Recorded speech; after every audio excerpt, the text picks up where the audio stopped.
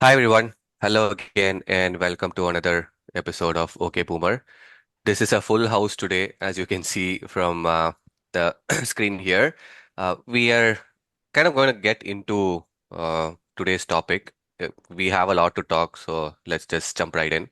Uh, so from the diverse experience with teams here and companies here, we actually wanted to share how to job hunt or how to prepare your resume, how to leverage your networks for your next adventure or your next job, and what to keep in mind. Like Body is part of HR, we have been part of different functions. During the interview process, what to keep in mind, what to share, what to learn. So it's more around job hunt, interview, and landing your next career opportunity. So that's going to be our conversation for the next 30 to 40 minutes. Let's jump in. Bot, do you want to kind of take over?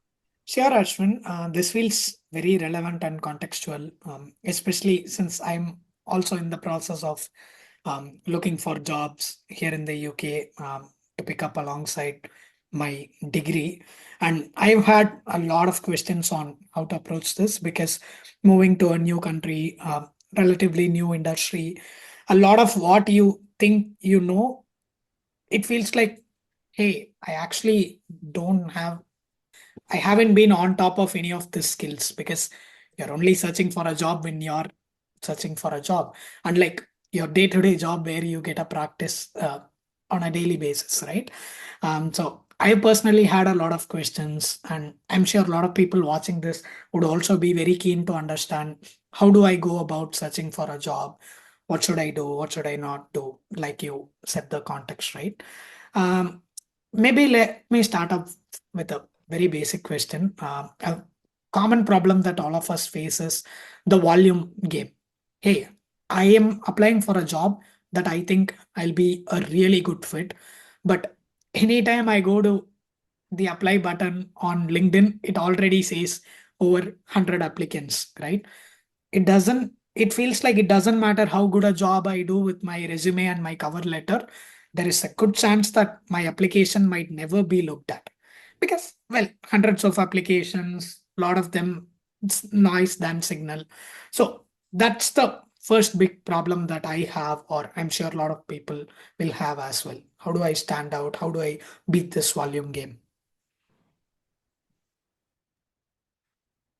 I think to start with that, let's look at it from a recruiter perspective, right? Because recruiter is someone who's going to look at hundreds and thousands. Body, I think you can start with this question.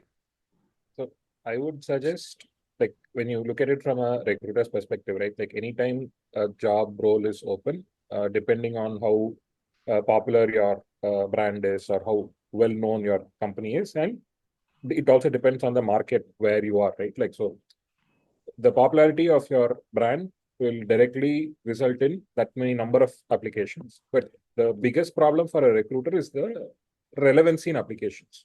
So a lot of job seekers, for whatever reason, right? It could be out of desperation. It could be they are trying to maximize their chances. Like they think that applying 10 times will get them 10 looks by 10 different recruiters, which is all plausible, right? So it's very hard to understand what works because each company is different, each team is structured differently. Like I'll just give an example of two different ways this might go, right? Like from recruitment team standpoint, there are some teams where the company is fairly large size, so you may have like two or three different teams. So within the recruitment function, like a team could be dedicatedly looking at only tech roles, a team could be dedicatedly looking at sales roles, and so on. So for them, if you apply across multiple roles, it might actually maximize your chances, right? Like, so for all you know, there might be similar roles in different teams, which the recruiters themselves may not be overlapping. So applying in all the places you see may be beneficial for you at some point. The converse is also true. Like there could be cases where you may be applying across some 10 times to the same role or to similar roles, where that gives the wrong signal to the recruiter. The recruiter might think that you're desperate and you're just applying to whatever job you're looking to apply for, right? So I would say a conservative approach really matters. So don't apply to every possible role you see. Apply to relevant roles. Like I would look at somebody who's applied to say, a group of roles that are similar to each other, right? Like if you're applying to a software engineering role, right? Like let's say you are a full stack developer. Like I would look at somebody who's applied to a back end and a front end engineering role collectively, because they are similar skill set. Like obviously specialist roles are different, but if you're a full stack developer, if you think that you are a good back end developer and a good front end developer, it makes sense to apply to those. But if you apply to a back end engineering role, a front end engineering role, and then a sales role, I might actually think twice and like without even bothering to look at your resume because of the sheer volume of applications, I might consider you not knowing what your strengths are or what you're interested in, right? Like doing sales and doing software development are not similar by any means. So the only advice I would give is apply to as many roles as you think is important, but make sure that they are relevant to each other. I would probably say that, I mean, instead of the jobs that I've applied for, where I've had like higher chances of getting into the first interview, have always been through referrals. So I would suggest that you should optimize for getting referrals over doing regular applications. In fact, um, I was thinking we could recommend the opposite of what Body is recommending. Like instead of applying, go to your LinkedIn, look at your connections list. If you have 1,000 connections, go through each page, and whichever company has like relevant roles, ask one of your connections, especially if they're close enough, to recommend you. Right. So I think that's the best way to stand out uh, in today's times. That's the best way to like cut through the noise. The other thing with referrals is you have someone to go back to and ask that like you can ask your friend to like remind the recruiter after they've done the original referral, right? So you have like a point of contact in the company who can actually do the follow-ups for you. So I would say put more time on like once you've done like sufficient preparation for your interview and things like that, put time on like getting referrals as opposed to like doing regular applications. So I think that really cuts through the noise than anything else. Yeah, on the same lines as cutting through the noise, right? I would go one step further to say, can you create an inbound way of getting hired? Again, this is an ideal state, but it's good to still aim for that, where you are not applying, but someone is reaching out to you and saying, hey, we have a role opening and looks like, you're a good fit. Do you want to give it a try? That again is the best case scenario. But I'm not saying that it's going to happen every time, but then preparing yourself in to become that is going to help you at every level. It's going to help you at referrals. It's going to help you when you apply. Because when you, and again, how do you do this, right? You start with your personal brand and you start with proof of work. For example, let's say if I want to hire a full stack developer and I've already seen someone's work, they built something on their own, then they try to make money with it. I know that they've already built something and they've already like doing something with it. Their name is immediately going to pop in my mind. I'm going to reach out to them. And even when that person applies to a full stack role, even if you've not heard of them, just by going to their Twitter or LinkedIn and seeing the work that they've done is going to improve their chances of getting hired. I want to instantly talk to them because there is some proof of work, there is some validation. So that is one thing where it's definitely hard. It's easier said than done. But just constantly getting into the habit of building your personal brand, talking about what you have done, and just sharing what your opinions, just sharing your thoughts will help you get hired, even though it might not be directly linked. That's just one more thing I want to add there. That's very Got it. true. And I have something to address what Sanjeev said, but before that, I completely resonate with what Shankar said because I'm pretty sure at some point I was in the desperate boat where I just wanted to get into Freshworks, and I'm sure I would have applied to a bunch of roles, like right from content writing to deals desk, anything where communication is a requirement. I would just apply, and I don't think it worked any of the times. I think literally the only time I got in was because of a referral from Body of all people. And funnily, I didn't know Body or I hadn't reached out to him. He apparently had referred me because he had seen my work, which goes back to Sanjeev's point of proof of work, where he thought, okay, this person's saying a lot of gibberish on Twitter. Maybe he can say that for our product. I don't know what Body's understanding was. But I have an important clarification I have here. When you say proof of work, would you say there is such a thing as good proof of work and mediocre proof of work. Without naming names or even or just being ambiguous, we have all Do you have seen. any names in mind? No. Okay. If I can Body has cut something, an it answer seems. that no. So I would say proof of work over nothing, because like if I'm looking at 10 candidates, right? Like let's say I'm hiring for a front-end engineering role. Like 10 candidates, 8 of them have resumes, 2 of them have built websites, like or the resume itself is an interactive website. Right. Hands down, I will be looking at them. I mean, I would want to look at them first over the others, right? That's So true. Okay, so all let me things ask you equal, this. that's all. Uh, All things equal, having something to show your work, Yeah. like actions speak louder than words. So basically, having something trumps having nothing. Right. And sorry, when you before you move on, right, on that same lines of conversation, I just wanted to say, whenever you have a connection and try to get referral from a company or even talk to HR, uh, do not think about, hey, is this too much of a follow-up? Can I do one more follow-up? I just wrote an email yesterday, or am I bothering this person too much? Like, do not think about that. It's like you cannot do enough follow-ups, right? That's how I would think. The other person is obviously busy with their own work. They're like the person you're trying to get referred through, their main job is not recruiting unless it's body, right? So they are just busy in their own world. They have their own families, they have their own life that they're going through. So most of the times they'll tell you, hey, yes, I will refer, but then next day when they get into work, this might not be top of their mind, right? So you cannot over communicate or you cannot over ask at all. So do not feel awkward to follow up multiple times if that's what it takes. The other person on the receiving end is not seeing it as bothering. I would just throw in a caveat and say maintain a decent time interval between these follow-ups. Like you just know it instinctively. Like for somebody, it could be, 1 day later is fine. For somebody else, 4 days, 5 days. But what I've also observed is it goes both ways, right? When somebody is desperate to fill in a position, they're also more open to talking. I feel like I could do the best message, craft the best uh, message that would make anybody laugh or really take a look at my work, but if they don't have the need, people haven't gotten back. Other times I lazily typed up something using ChatGPT, and then people would have responded back to me simply because uh, we are both in the The same page. need is there. Yeah. And I would still like to go back and finish my original question of proof of work because I feel it's very important to address this, particularly about the quality, right? Let's say I'm a designer. If I get on LinkedIn, I use a lot of chat GPT to come up with what a lot of people uh, construe as LinkedIn Gyan, for the lack of a better word. You know that this person hasn't come up with it, but in their mind, hey, I am building my personal brand. I'm putting my work out there.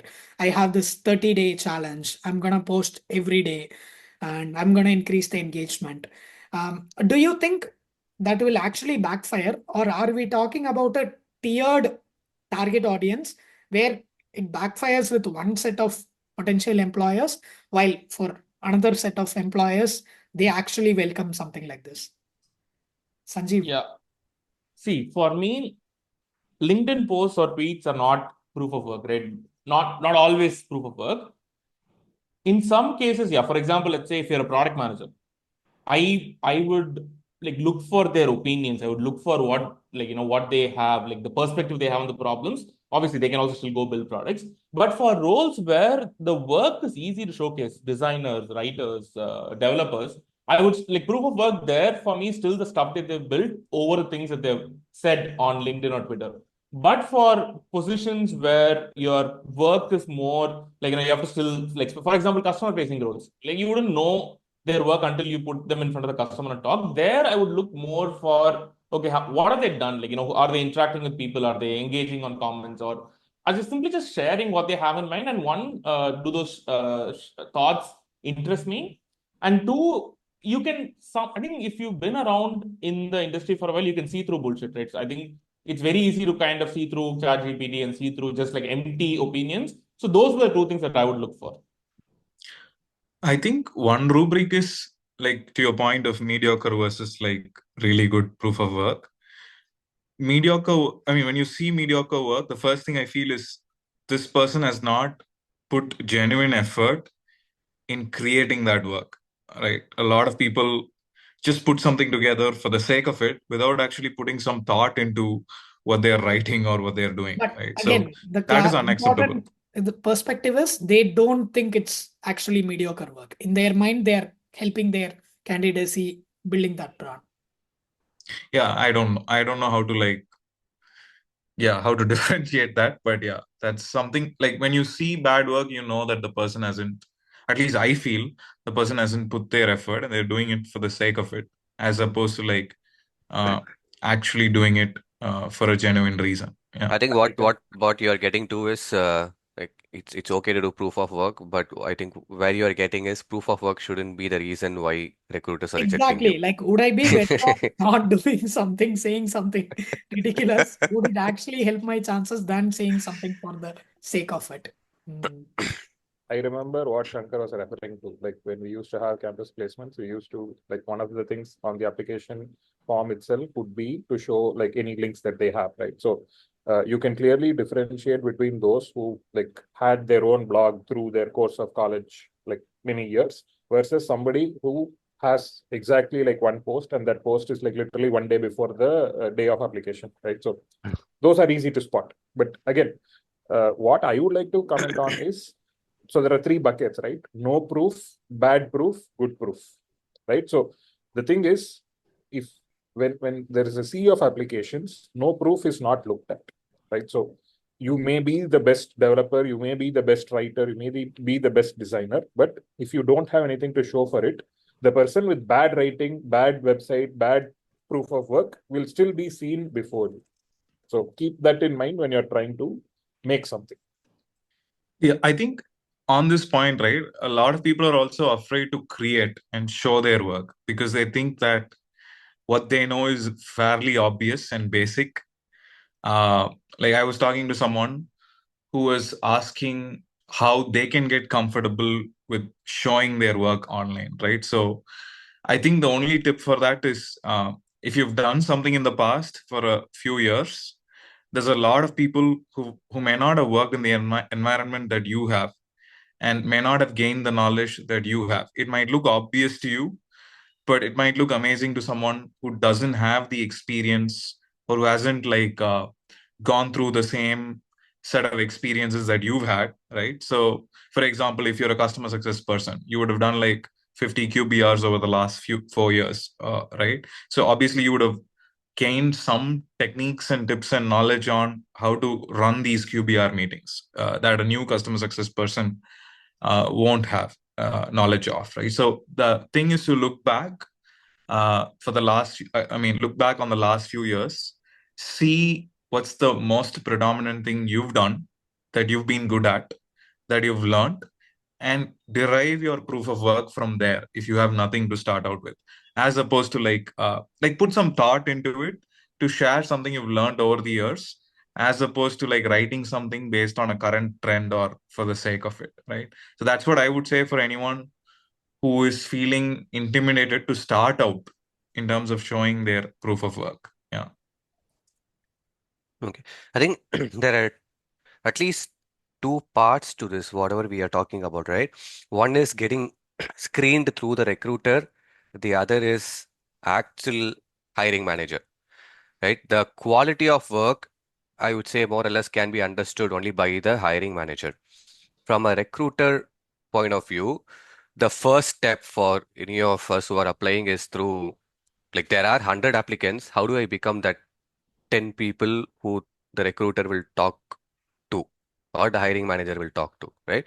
So for that first filter, I would say, like what was saying, any work is okay, right? Like, do not think of yourself as, hey, is this bad or is this not sufficient enough for the role that we are applying? Let's take one step at a time, right? That first step we are thinking is, hey, how do I get through this recruiter, or how do I get this recruiter's attention to go through that first filter? With hiring manager, of course, you have to show more, you have to prep more, that we can talk later. But I wouldn't necessarily worry too much about the subjective quality of what I'm putting out.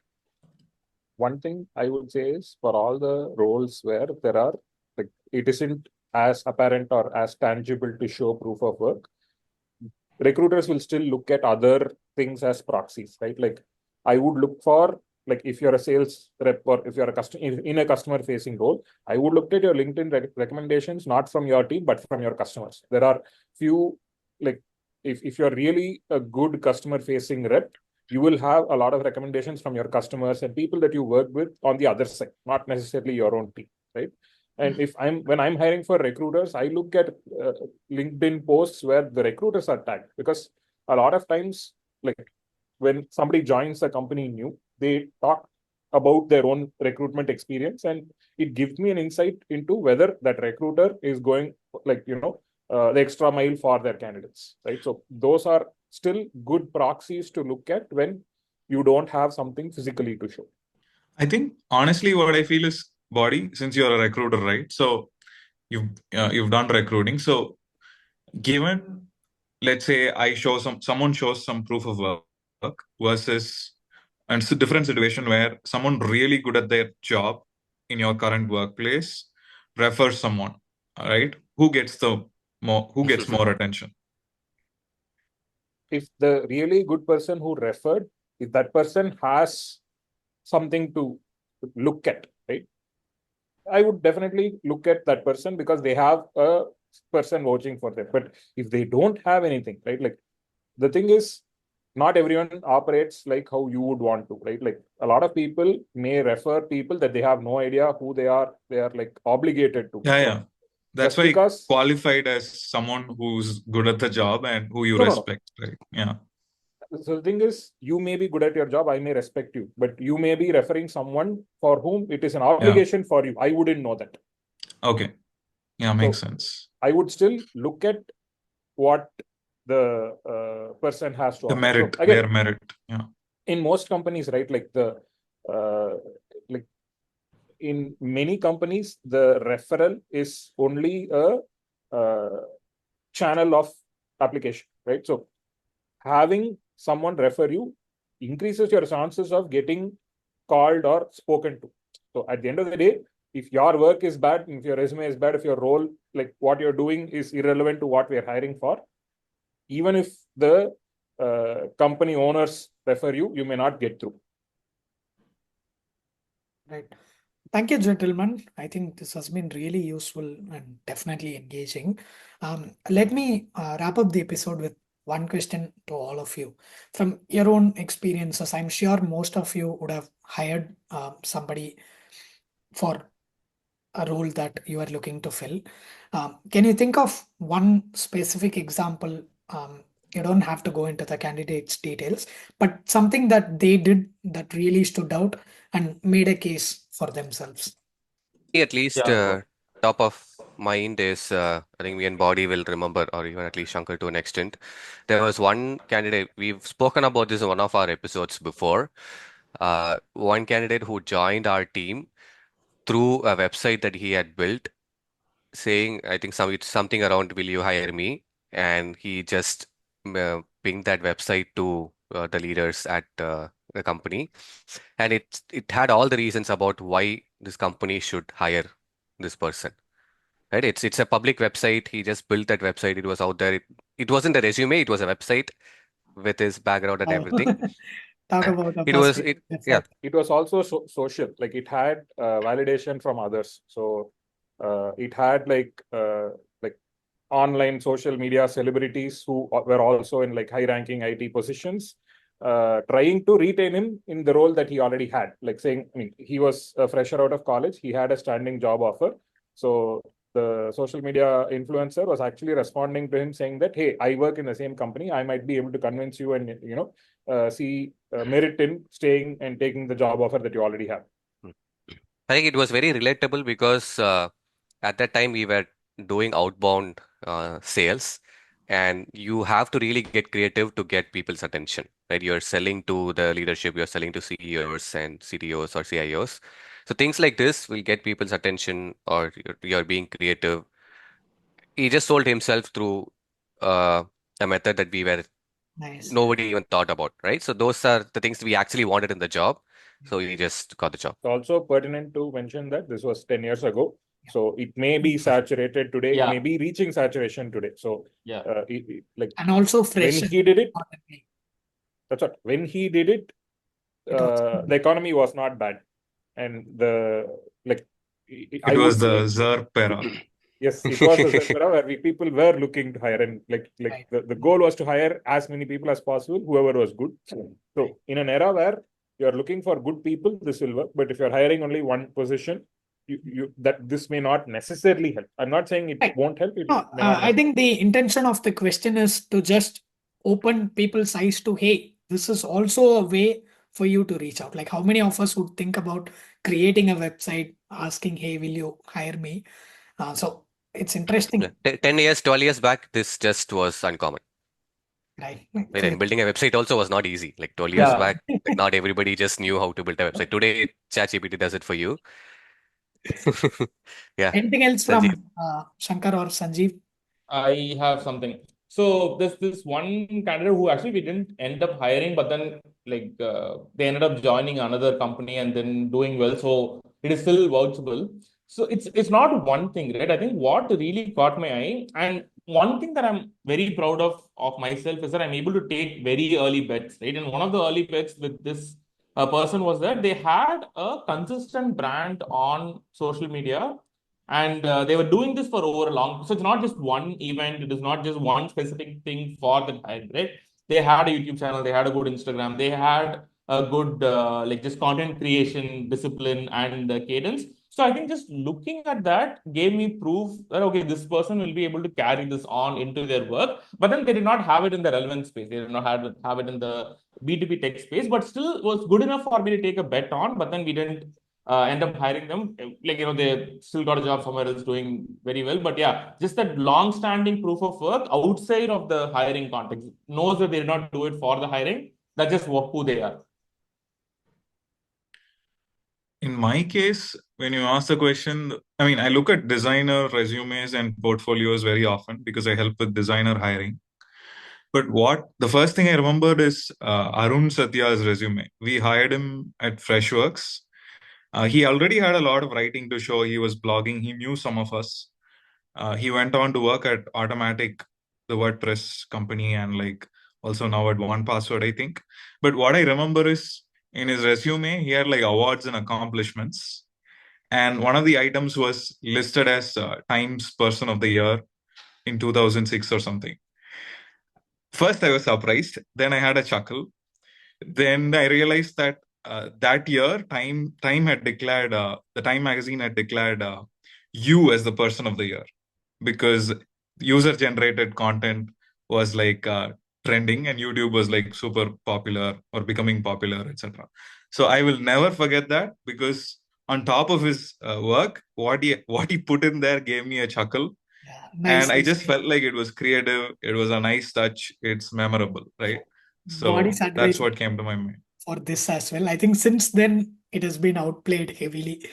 We have all seen tens of resumes with Times Person of the Year, but I can understand how it would have really stood out 10 years back.